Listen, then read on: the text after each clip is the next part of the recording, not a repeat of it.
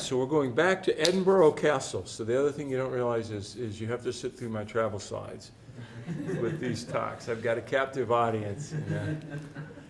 All right, so there's the line to go into Edinburgh Castle.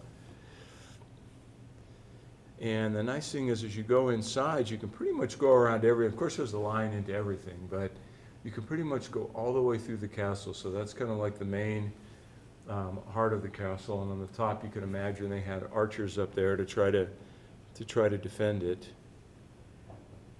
And it's still the United Kingdom flag, although Scotland did have a referendum to secede from Great Britain, but it was voted down barely. And this is the chapel.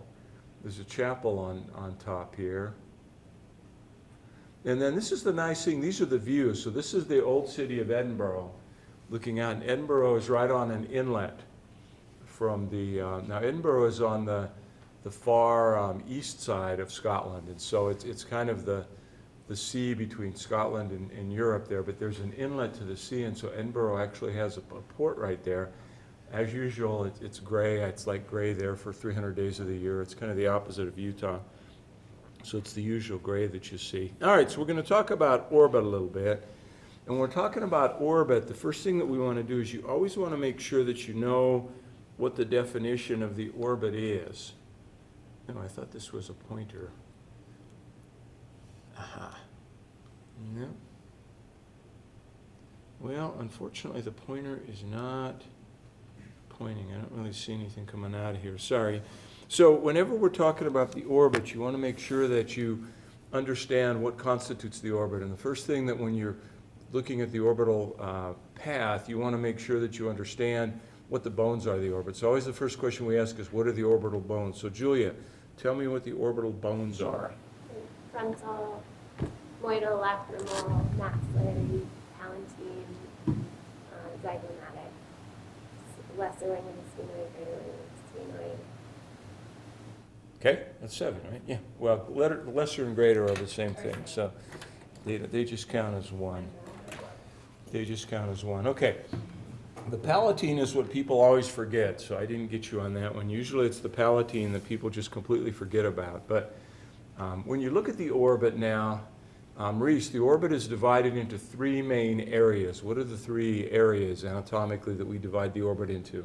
The preseptal, or Well, that's where the lids demarcate. How about the orbit itself? Like intraconal. Okay, good. Extraconal. Yep. And Orbital. again, one people forget about, well, you can call periosteal, subperiosteal is a potential orbit. So when you divide the orbit, intraconal, what does intraconal mean?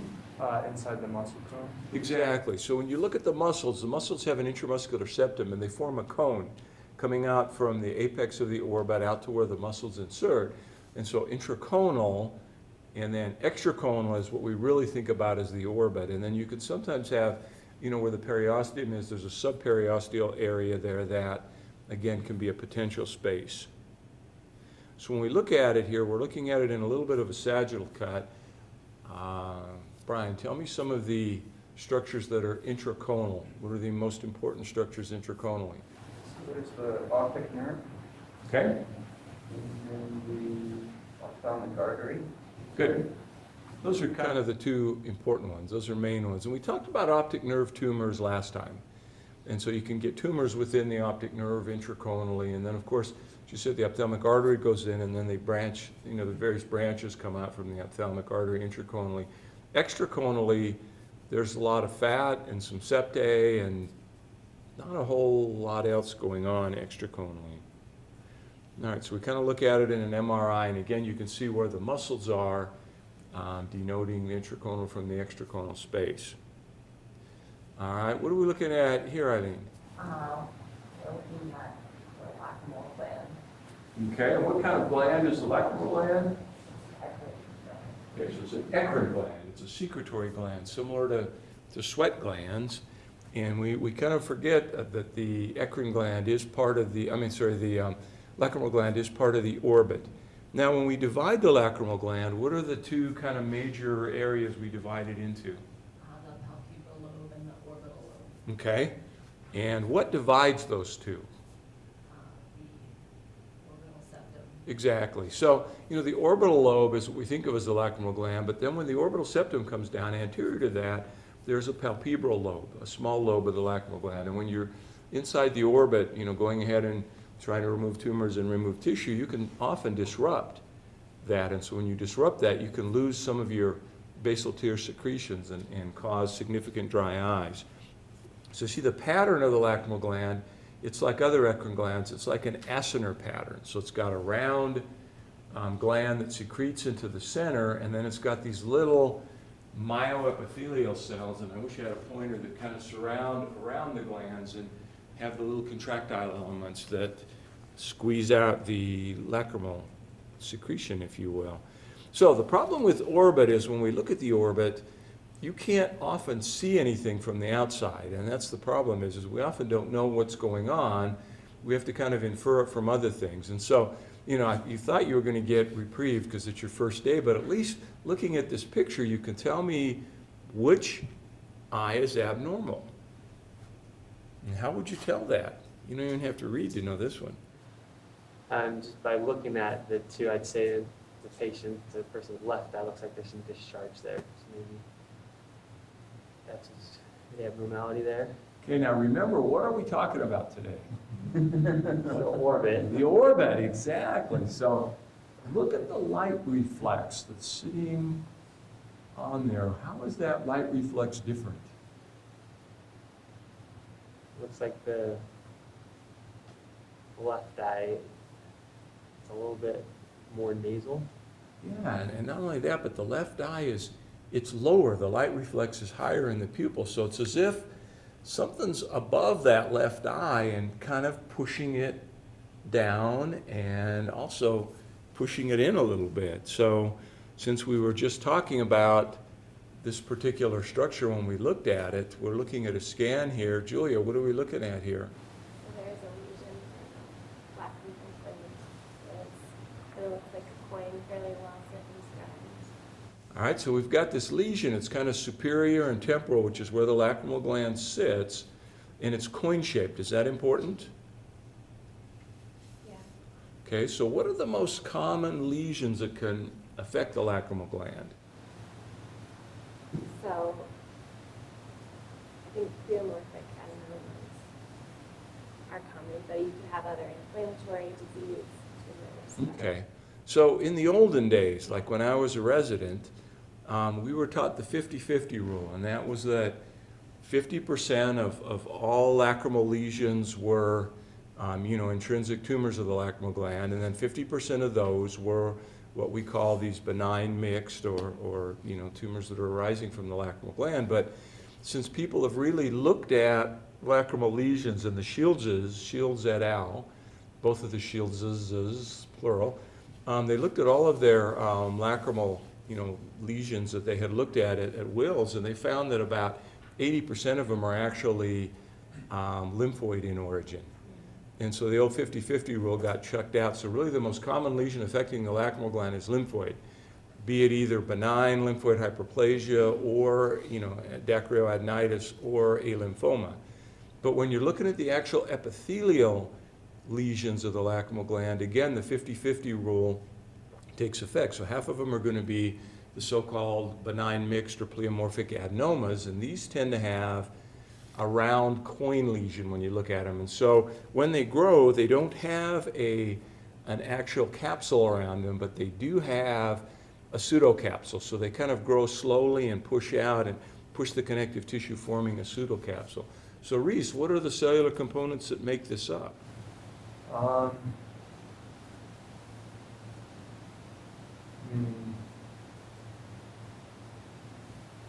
There's still glandular structure, it's just abnormal. Okay, so this is one where the name describes it, which is really easy, because benign mixed. So mixed meaning it's a mixture of proliferation of the glandular elements, but also those myoepithelial elements that we talked about. So you'll see kind of elongated proliferative glandular elements, but in between them, you'll see the cellular proliferation of the myoepithelial cells that are there. So it's both of them.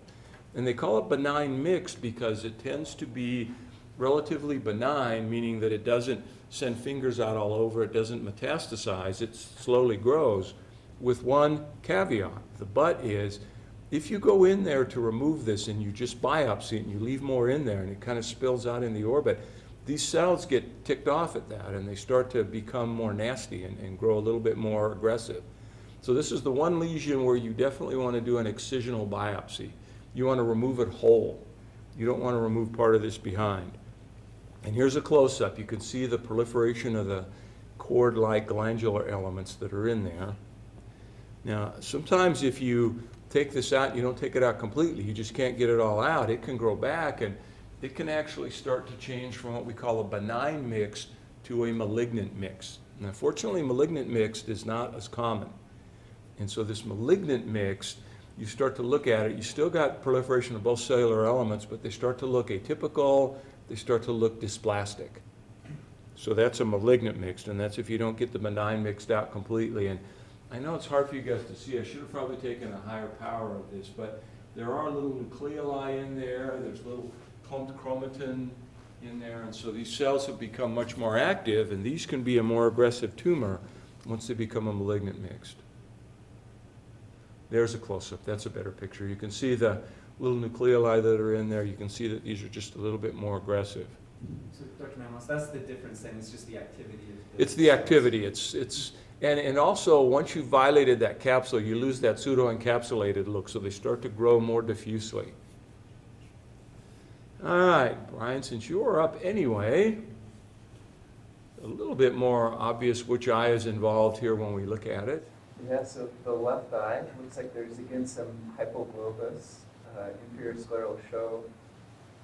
The eyelid has some probably mechanical ptosis and then some fullness of the left upper eyelid. All right, so you'd be, again, concerned about kind of a superior temporal lesion in that area, and sure enough, when you do it, this is a coronal scan now, and sure enough, you can see that lesion up superior temporally.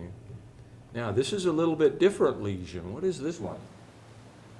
So that's the adenoid cystic. Okay. So on this particular picture, this kind of denotes one of the propensities for this lesion to grow. What are we seeing on this picture where this lesion is growing? So it looks like, I think that's bone, it looks like it's going into the bone. Exactly, it's going into the bone. And so these tend to be much more aggressive tumors. The problem is this is one of those tumors that's been described as, quote, disarmingly benign. And, I'd said most times when we look at tumors, we can tell how aggressive they're going to be by how they look when you look at them. But this is one of the tumors, you look at the cellularity to it, and it looks pretty benign. And these can actually be very aggressive tumors. And so when you look at these, sometimes they can have a Swiss cheese or a cribriform pattern to them, where you see this little Swiss cheese effect. And there's a close-up. But there's one particular subtype of these tumors that are alarming, and this is the one you'll need to know for boards. What does this denote? So I think it's the basaloid.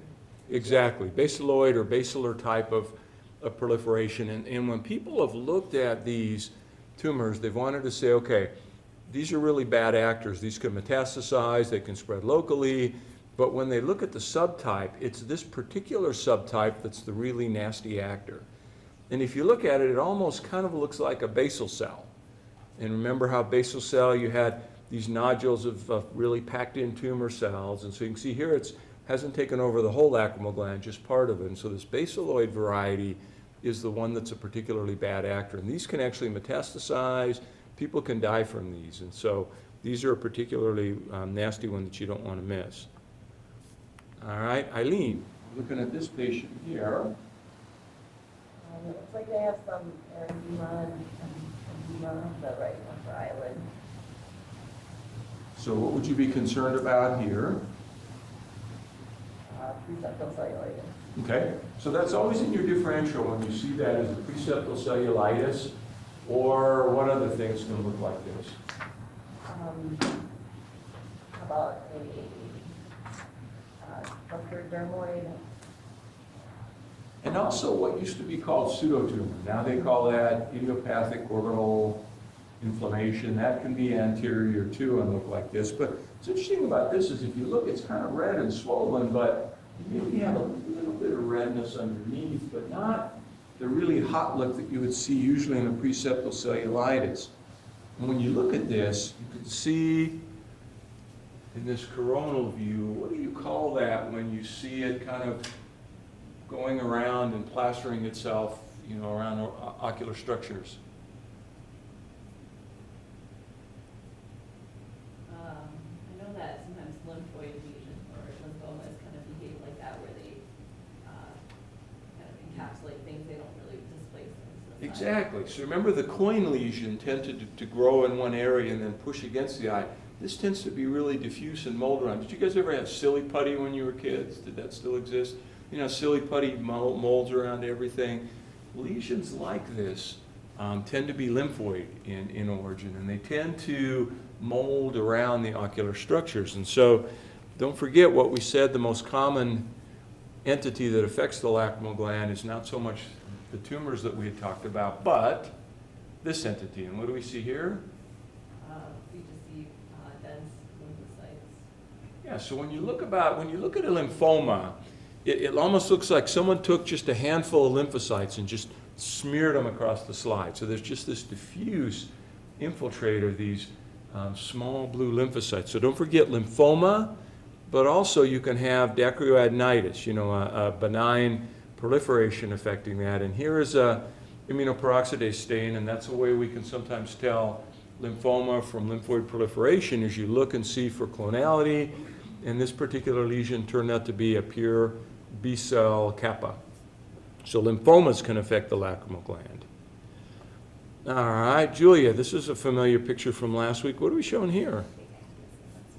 So there's some choroidal folds that you can see. And what do choroidal folds usually denote? So they can denote a mass intracoronally. All right, so an intracoronal mass. What's the most common cause for choroidal folds? Hyperopia. Exactly, so hyperopia with a flat posterior surface of the eye. So don't always jump in for tumors. And so if you're ever on boards, you want to say exactly that answer. You want to say, well, this is indicative, it could be indicative of a mass intracoronally behind the eye. However, when you look at series of these, the most common reason for this is just a hyperopic flat eye.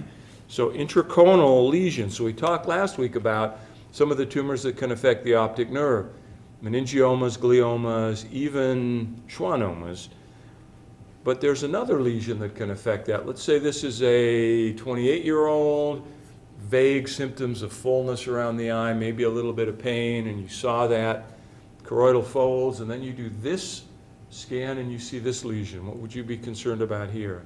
Maybe not a cavernous hemangioma. Okay, so when you see this grape-like lesion intraconally, kind of slowly growing, you may have some subtle proptosis, some subtle symptoms, and so the most common lesion that affects that is a cavernous hemangioma.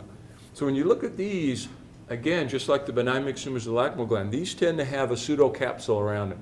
It's not a true capsule, but they grow really slowly, and they've got this capsule surrounding them. So the nice thing is, when you remove these, they tend to just come right out.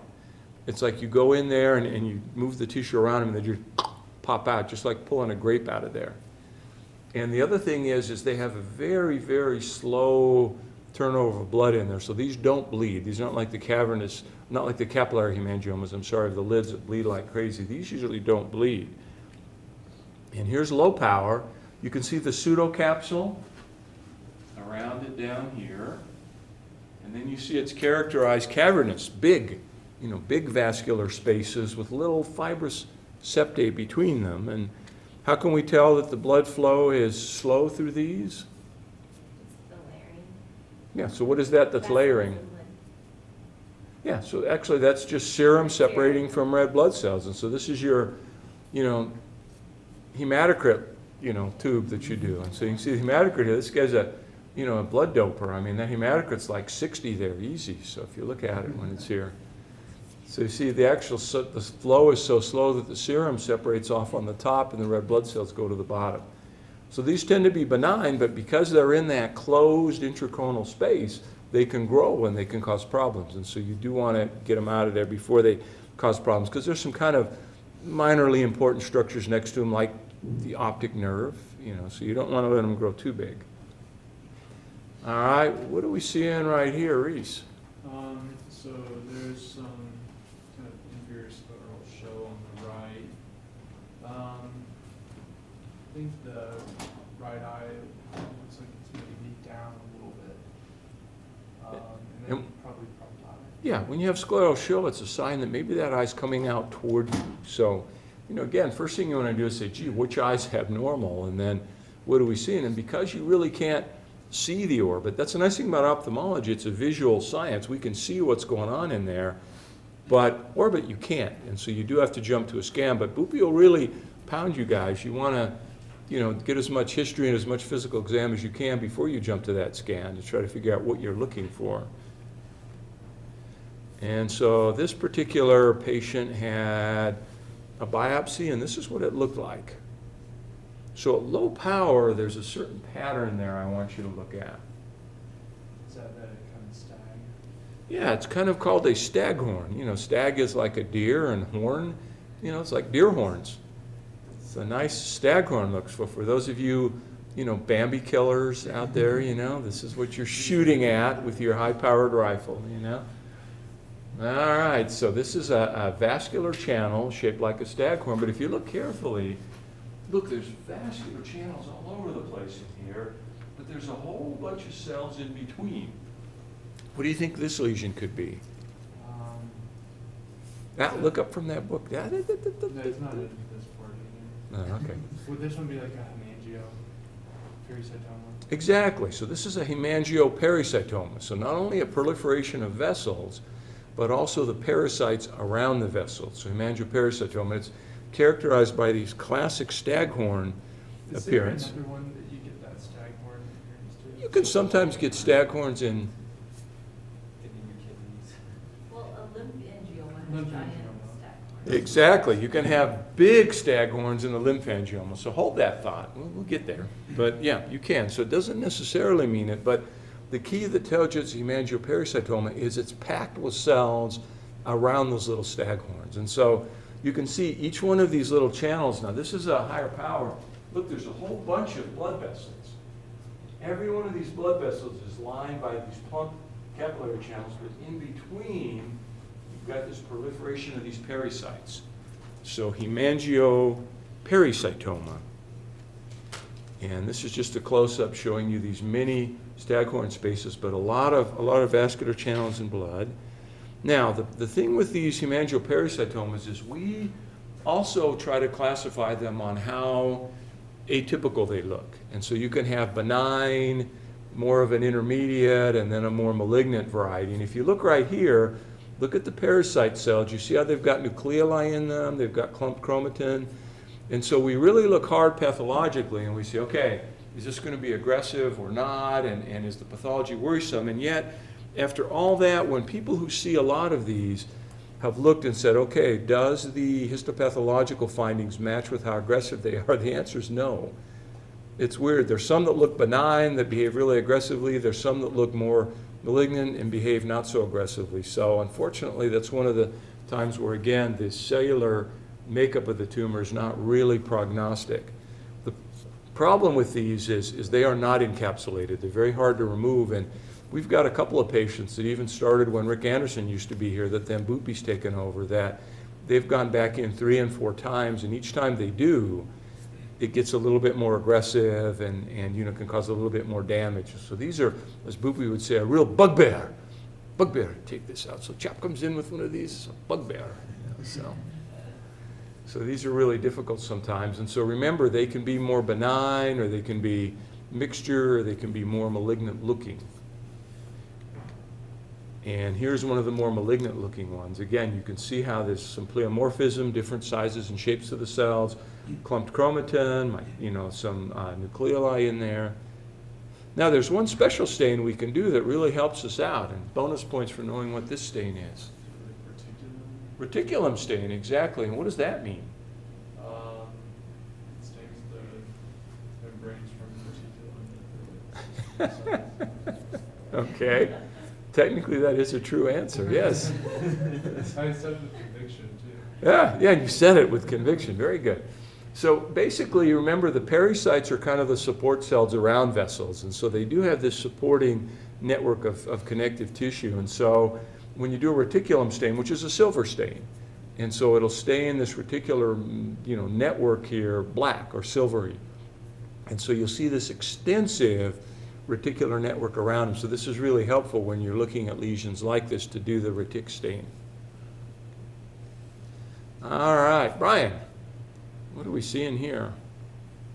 So, a lot of proptosis and a mass. It looks like it's definitely part of it's extracolon, part of it might be intracolon too. It's kind of tough to tell without seeing the 3D cuts. And it's multiloculated. Exactly, so it's kind of multiloculated, and if you look at it, you see some, it's not really uniform in terms of how it's showing up on the CT scan, and you can see there's areas where it looks lighter staining and darker staining, and it's septated, and you've got a lot of proptosis here going on. So how old do you think this patient is? Probably a kid. Exactly, so this is like a 10-year-old kid.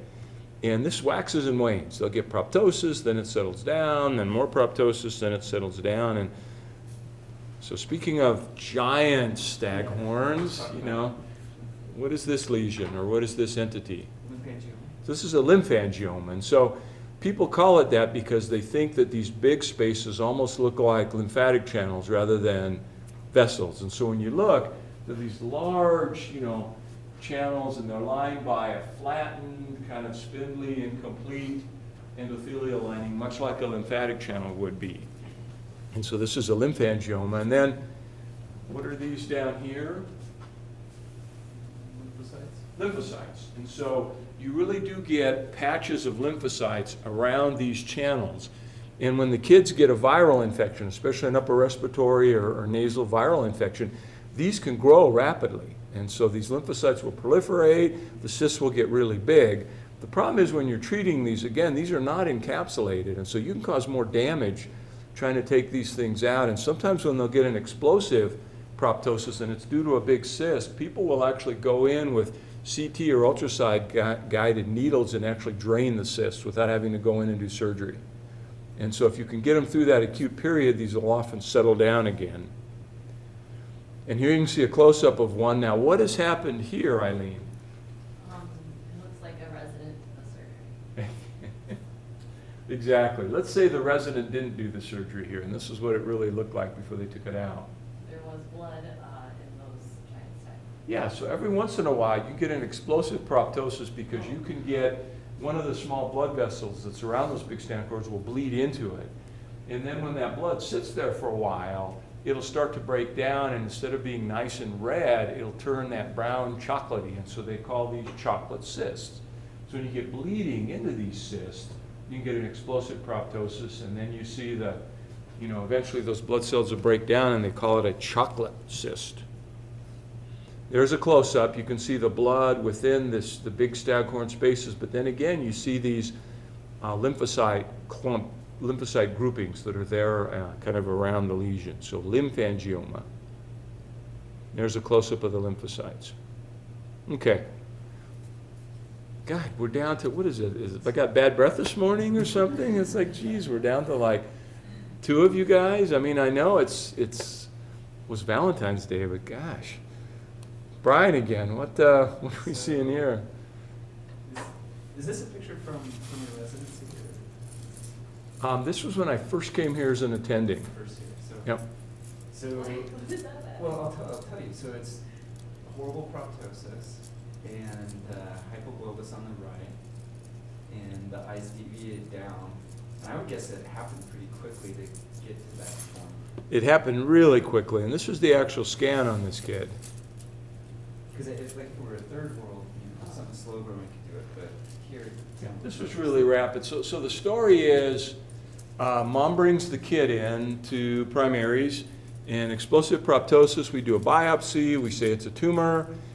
We tell the mom she needs chemotherapy. They start to give the kid chemo. The lesion starts to respond, and the kid's hair starts to fall out, and she gets sick. So mom immediately takes the kid and goes to Mexico for coffee enemas and Laetrile treatment. You guys don't remember Laetrile. It's the stuff that cured tumors, and so you'd go to these clinics in Mexico, miracle cure, and what they would do is they'd give you coffee enemas because the enema would remove bad humors from your body, and so that would help to cure you. And then they'd give you Laetrile, and at the same time they'd also give you something else with the Laetrile in this cocktail, i.e. steroid.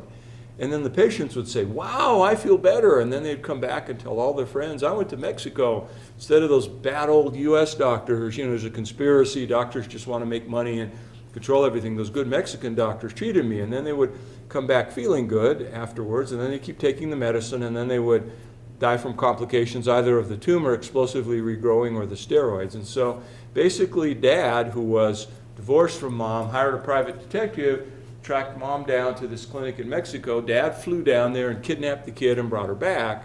By then, the tumor had grown so much that the kid ended up having an exoneration and her life was in jeopardy.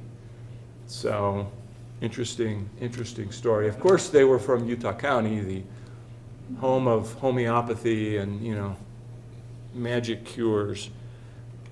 All right, so unfortunately, my fellows took these beautiful pictures once for Orbit conference, and so they did put these nice legends on here, and so you can read that legend as well as I can. But so this is a rhabdomyosarcoma. So whenever you've got a child with explosive proptosis and rapid tumor growth, you want to worry about rhabdomyosarcoma.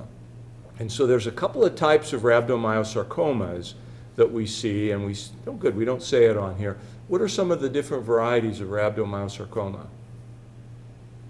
Embryonal, alveolar, and pleomorphic. Okay, so embryonal or embryonal, I don't know how the proper pronunciation is, but that's the most common type. And what you see is when you look in these, you'll see these kind of tadpole-shaped cells. And so you see these cells that'll have this cytoplasm with a lot of pink eosinophilic staining material, and they kind of look like those round tadpoles that you see before they turn into frogs. But if you look at them, you can see that it's pretty aggressive looking. And so if these aren't treated, they can grow pretty rapidly. And one of the other characteristics that you can see in these embryonal, what are you seeing right here? The striations.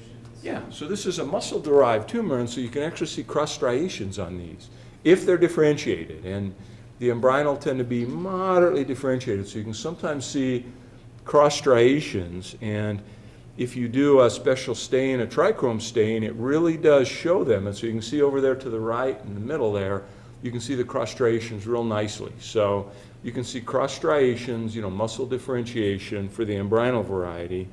Here you can see again a nice one. Now, if they're poorly differentiated, it's often hard to tell what these cells are, and so you can do immunoperoxidase stains, which will show that it is muscle in origin. So there are muscle-specific stains that you can do.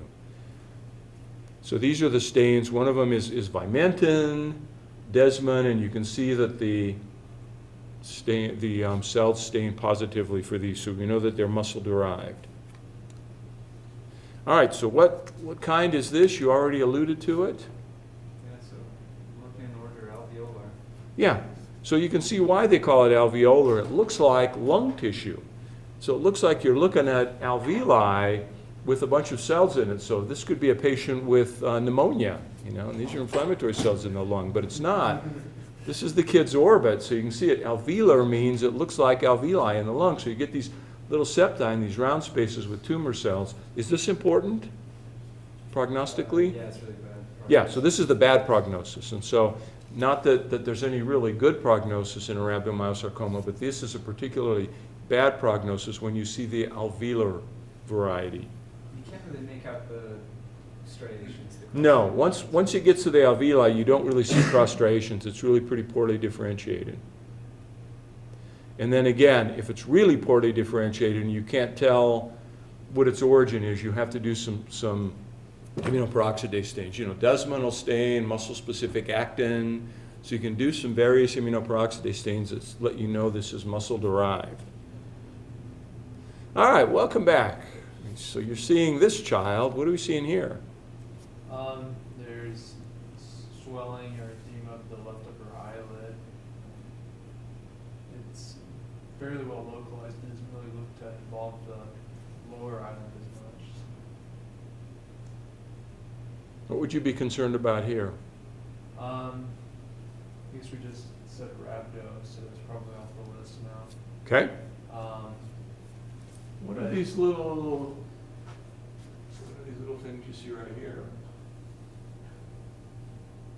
I don't know if somebody just put fluorescein in, or that's what I was thinking. Actually, that's just their little crusty, that's the little crusty yellow stuff that's on So the this lashes. is probably more infectious, like a preceptor orbital. Okay, so in this particular one, again, you always keep rhabdo on the back of the mind. That's good. And so again, when you're at boards, you know, it's almost like saying herpes when they show you a corneal lesion. If they show you a kid with an orbital lesion, you want to say, well, of course, rhabdo is on the differential diagnosis, and we need to rule that out, but it's more likely this. So always include that in, you know, in a kid. But so this looks more like something that's pretty acute and possibly infectious. And so what kind of infections can look like this? Like a preseptal cellulitis. Okay. Now, is it important to differentiate preseptal cellulitis from a regular cellulitis? Like an orbital cellulitis? Exactly. And so that's the key thing. So you probably want to do a scan because you're going to treat a true orbital cellulitis a lot more aggressively than you would a preseptal cellulitis, and you don't want to miss that, you know, miss an orbital cellulitis. And so, sure enough, this is the biopsy that was done, and you can see this inflammatory reaction here where you've got a mixture of acute and chronic inflammatory cells that are pretty much diffused through the tissue. And here you see a close-up of these. Now, in addition to an acute cellulitis, what other lesions can you get that can look a lot like this but not be infectious? I mean, like, it doesn't really look like a lymphoma, but like other kind of lymphoproliferative. Okay, things would- what do we call the entity? We mentioned that just briefly before. Like idiopathic orbital inflammatory. Exactly. So we used to call it pseudotumor of the orbit, but people don't like the term pseudotumor, so now you call it idiopathic, you know, inflammation of the orbit. And so it's the same thing. It's a lymphoid type proliferation. And so we want to talk a little bit right now about how you separate lymphoma from a benign, you know, idiopathic orbital inflammation. And again, this tends to be more on the side of the orbital inflammation. Now, when you are looking at idiopathic orbital inflammation here and you're looking at lymphoma over here, there's a few things you can do to differentiate it. First of all, on the benign proliferation side, the idiopathic orbital inflammation, you see lymphocytes, but you also see plasma cells. And you can see vessels growing through there, and you can see follicles in there. And so those tend to be on the benign side. Now on the malignant side, you have just a sheet of lymphocytes, no plasma cells. You usually don't have follicles, usually don't have a lot of blood vessels through there. What's the one test we can do, if we had to do one test to tell, you know, lymphoma from an idiopathic orbital inflammation? Clonality, exactly. So if you look at the lymphoma, they are monoclonal, where the others are polyclonal. Now, we can do that now on formalin-fixed tissue. And so you can do immunoperoxidase stains. You can say, okay, is it T cell or B cell? Is it, you know, kappa, lambda, et cetera? Now, if we were going to look at orbital lymphomas, what's the most common type of orbital lymphoma? B cell? B cell, okay. And know your characterization, know the classifications of them, because, you know, they've changed in my career 3 times now, the classifications, and I get sick of memorizing them. So I have to look them up every time. But the most common now is what they call a mantle zone B cell, small cell lymphoma. So that's the most common one of the orbit. But this particular one tends to be inflammatory. And if you don't treat an inflammatory orbital lesion like this properly, this can happen. Eileen, what's happened here? I want to use the word scurus, but I know that refers to breast cancer. No, that could be the same thing. Scurus just means scarred in. Well, that there's fibrosis. Exactly. So they used to call these, you know, fibrotic or sclerotic pseudotumors. And so once you get that inflammation eventually calm down, it can lead to scarring, fibrosis. You can even get a frozen orbit. In the days before they had steroids, these patients would go on and their orbit would just get sucked in completely with this fibrous, scurus scarring material. So you want to treat the pseudotumor lesion before it gets to this point. And then, of course, here is our young man with, similar things. You look at it, you can't really tell what's going on. And here again, if you look at the scan, you see this diffuse infiltrative lesion of the orbit, and we see this. Now, how is this different from the previous ones we've seen? It's just a sheet of cells not organized into Yeah, so you see a sheet of these medium-sized lymphocytes when you're looking at them here. And then we do immunoperoxidase stain, and again, these were all B-cell lymphocytes, and then when you substained them, you could tell which they're from. Now, you can also, if you get fresh tissue, do flow cytometry, but you need fresh tissue for that. If the tissue is fixed in formalin, though, you can still do staining for clonality, but it's the immunoperoxidase stains. And so some of the people over at the main hospital like the flow cytometry better, others say, no, the immunoperoxidase is fine. So if you can get your hands on fresh tissue, they can do the flow cytometry, and they'll give you exactly what percentages of what type of cell. So you can say, okay, it's 80% B cells and such percent T cells and so much of this and so much of that. So the clonality that's done with flow cytometry gives you a little bit more precise information, but even on formalin fixed tissue, you can tell lymphoma versus the idiopathic orbital inflammation. Now, there's a continuum in between. It's not just there's one here and one here. The hard part is in between. There is a lesion that's characterized by proliferation of mostly lymphocytes, but it's not monoclonal. And so this is called an atypical, lymphoid infiltrate. And those are really tricky because they almost look like lymphomas. And so we spent a lot of time trying to subdivide these. Again, I'm not sure if it makes that much difference. 10 years later, a lot of these do go on, even if they're not quite lymphomas at the time, go on and become lymphomas. And the longer you follow these, the more chance you have for systemic involvement of the lymphoma. And Fred Jacobiak, when he was in New York, had a bunch of people who had just orbital lymphoma. And when he followed them at 5, 10, and 15 years out, by 15 years, almost 75% of them had developed systemic lymphoma. So it's interesting. At 10 years, it was about 50%. At 5 years, about 25%. And so the longer you follow them, the more chance they had to develop systemic lymphoma. So you really got to keep a close eye on these patients. All right, I'm just going to show you a couple of ugly orbital lesions here, tumors that can involve the orbit. Now, remember, the orbit is a big sink. It's a big repository with a bunch of fat and some other things in it. So you can get primary tumors of the orbit, which we talked about, but you can also get tumors from elsewhere invading the orbit. So, Brian, where can you get other tumors that can affect the orbit? So, invasive, you can get them from the eyelids or the conch or from the sinuses. Exactly. So you can actually get tumors invading from the lid. So any of the lid tumors can invade back into the orbit. Any of the tumors growing from the sinuses can go into the orbit. And then lastly, you can actually get metastases to the orbit too. And so this is an exenteration where you remove the entire orbital contents because of a tumor. And the reason I'm trying to show it to you is look at the color up above there, and that's real color here. What kind of color are you seeing here? Really dark. Kind of a dark, almost a black or bluish black. What would you be concerned about if it's a really dark lesion? So yeah, just talking about the lid lesions, the lesions from the front, be worried about melanoma. Yeah, so this particular patient had actually a conj melanoma that invaded into the orbit and required an exenteration.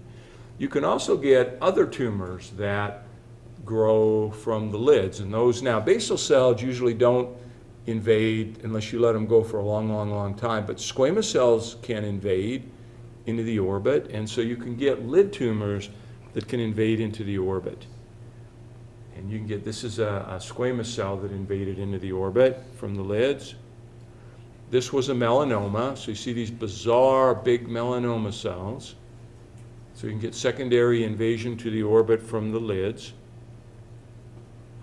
Now, you can also get distant metastases, and so it's indicative of the most common tumors. And so in women, if you're thinking of metastatic tumors, you think of breast. Men, you think of lung, exactly. And so although that may be changing, and keep an eye on that, because when cigarette commercials used to be allowed on TV, they had one that was for this company. They decided they were going to aim it toward women. So you see this really sophisticated, sleek-looking woman with a cigarette, you know, and this was her brand, and she was making it in business, you know, and so their slogan was, "You've come a long way, baby." Seriously, that was the slogan in the 60s. And so that's true now. And so women have come a long way. They smoke just like men now, so they can get metastatic tumors from their lungs just like men do. And so even though breast was most common, lung is slowly creeping up as women are smoking more. And so you're seeing the lung almost even with breast when you look at metastatic. All right, back to Reese, since we've got to make up for when you were gone. So this is what Reese looks like when I just ask him this question again. This is you on oral boards. So what are we seeing here? So there's a widening of palpebral fissures bilaterally, injection of conjunctiva. I don't see any gross, like, lid masses that would be kind of going posteriorly to the orbit. Look at the injection where it's located. It's almost kind of here where the rectus muscles insert. So what would this be? I'd be worried about like thyroid eye Okay. disease, So what's the most common cause of bilateral proptosis in an adult? thyroid eye disease. What's the most common cause of unilateral proptosis in an adult? Thyroid disease. Good, so you guys have listened at one time, so pound that in there. All right, thyroid disease. And so this is classic Graves picture. Now, in this particular scan, is this a worrisome scan if this were that patient? There's a lot of kind of mass at the orbital apex, so you worry if there's nerve compression. Exactly. So when you get, you know, the muscles will swell in thyroid disease. When you get this swelling posteriorly, where it's very crowded at the orbital apex, you can actually get an optic neuropathy from compression. And so those are the ones you really worry about. If the muscles are more anteriorly and the patient has a lot of proptosis, you worry actually a little bit less about those because it's automatically decompressing outward rather than, you know, compressing on the optic nerve inward. And so this is a autopsy eye that I got a hold of a picture of. And look at the swelling of the muscle. Now, how do we tell the difference when you look at a muscle that's involved with the inflammation from thyroid as opposed to an inflammatory myositis? So thyroid typically spares the tendons. Exactly. And if you look at this picture, here's the tendon. Tendon is spared. Here's the muscle itself diffusely involved. And so if you have a myositis, it can go all the way to where it inserts into the globe. But if you've got thyroid, it tends to spare the tendon. So you can see it sparing that. Acutely, you tend to get swelling of the nerves. And so you get lymphocytes in there. You get this myxoid pattern. They get really acutely swollen. And then, just like pseudotumor of the orbit, kind of in thyroid, if you don't control it well, you can eventually get scarring. So you can get scarring of those muscles. They can contract, and you can get significant problems with strabismus. All right, last little lesion here. Let's see. I guess we did, Eileen. You got a short one, but we'll go back to you because that last one was short. This is from a young child. This was fortunately taken out of their orbit whole. And I'm trying to show in this picture that we're trying to shine a light through there, and when you shine a light on there, it almost lights up like it transilluminates. A cyst, okay, and a big cyst. And we look at that cyst, and what do we see here? It's filled with a yellowish material. And when you cut it, this yellowish material is really disgusting and smelly, too. So what do you think this could be? I think this could be a dermoid. Okay, so this could be a dermoid cyst of the orbit, and it's filled with, what is this yellow material? It's a keratin. Keratin. So when we look at the lining of a dermoid cyst, what is the epithelial lining?